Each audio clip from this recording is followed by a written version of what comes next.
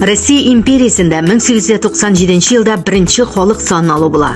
Аның нәтиҗәләре буенча татарлар Россия империясында иң укымышлы халык дип саналган.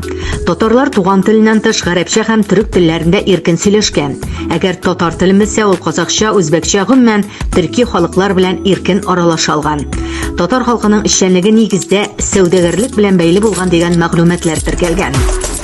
Bir sözсез татар халкының эшкуарлык өлкәсендә күп гасырлык традициясе бар. Аның тамырлары 9-10 гасырларда Көнчыгыш Европада барлыкка килеп, югары үсешкә ирешкән төрки дәүләт Идел Болгарның 1000 еллык үткәненә барып тоша. Эшкуарлыктан кергән табышны сәүдәгәрләр хәйрия эшләренә тотканнар.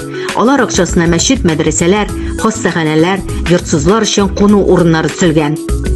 Татар халкы кайда гына яшәсә дә иң беренче чиратта мәчетен төзегән, мәктәп мәдрәсәсен ачкан, нәшриятен булдырган. Әйтик, сәүдәгәрләрнең эшчәнлеге аркасында Казан Россиянең көнчыгышындагы иң гүзәл шәһәрләрнең берсенә һәм административ, хәрби, почта, телеграф, сәүдә икътисади 19 гасырдан башлап фәнни, мәдәни һәм уку үзәгенә әйләнә.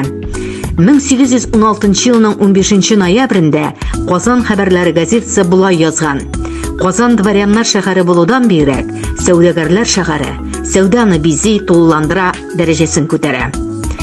2019 елда Казан кооператив институтында татар мәдәнияте үзәге ачылуга ук сәүдәгәрләр музеен булдырдык. Хәзер инде сәүдәгәр, меценат, улуг шагыйрь, Дәрдемән исемен йөртүче мәдәният үзәгендә 400-дән артык экспонат саклана. Сәүдәгәрләр һәм меценатлар эшчәнлеге өйрәнелә. Татар сәүдәгәрләре һәм меценатларның үткәне һәм бүгенгесе дигән конференция, конкурслар уздырыла. Бәйгегә килгән язмалар безнең кавым китабына кертелде.